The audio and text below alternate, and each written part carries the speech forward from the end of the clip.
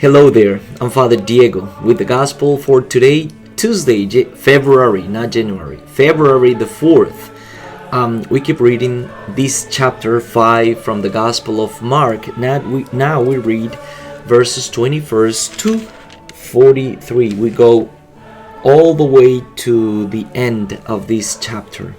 This is a wonderful story. Listen up. When Jesus had crossed again in the boat to the other side, a large crowd gathered around him, and he stayed close to the sea. One of the synagogue officials, named Jairus, came forward. Seeing him, he fell at his feet and pleaded earnestly with him, saying, "My daughter is at the point of death. Please, come lay your hands on her that she may get well and live." He went off with him, and a large crowd followed him and pressed upon him. There was a woman afflicted with hemorrhages for 12 years.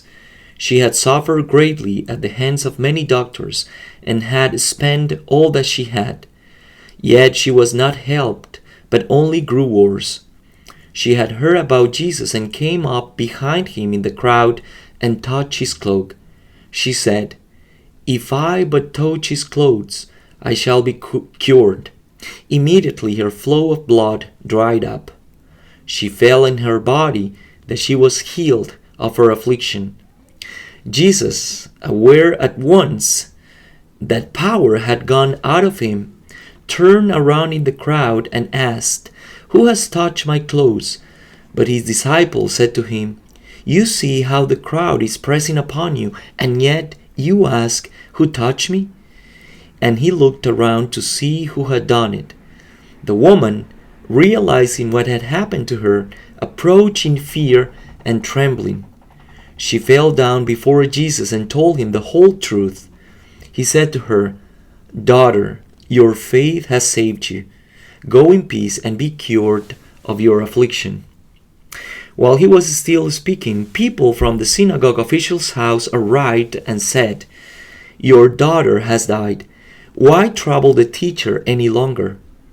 Disregarding the message that was reported, Jesus said to the synagogue official, "Do not be afraid, just have faith." He did not allow anyone to accompany him inside except Peter, James, and John, the brother of James. When they arrived at the house of the synagogue official, he caught sight of a commotion, people weeping and wailing loudly. So he went in and said to them, "Why this commotion and weeping? The child is not dead, but asleep." And they ridiculed him. Then he put them all out. He took along the child's father and mother and those who were with him, and entered the room where the child was. He took the child by the hand and said to her, "Talitha cum," which means, "Little girl, I say to you, arise." The girl, a child of 12, arose immediately and walked around. And at that, they were utterly astounded. He gave strict orders that no one should know this, and said that she should be given something to eat. A wonderful story, again. And we listen today this complex story, one narrative superposed to the other. The story of the resuscitation of Jairus' daughter, better than resurrection, because only Jesus resurrected in the gospel, and the woman with the hemorrhages, as well as yesterday's gospel. This is a complex story, full of different details, cultural, religious, political, even political details that I'm not going to dive into, just to mention that the vivid description of the situation of these two women makes our hearts go after them, because both of them are losing their lives. Both of them are suffering so dearly of this situation. One of them, the little girl, is apparently dead, and the woman is just losing her life because of the hemorrhages. These two women represent the life of many people who are just losing their lives in their very sight from their hands, right? But both of them, having this personal encounter with Jesus by the touch of Jesus, recover their lives back. Not only they receive healing, but also they receive the capacity of bringing forth life to this world. And let me share with you this beautiful approaching from this scholar, the Japanese scholar Hisaku Kinukawa, who says, by being touched by her, Jesus is led to make clear that the cultic barrier established by women and men is broken down.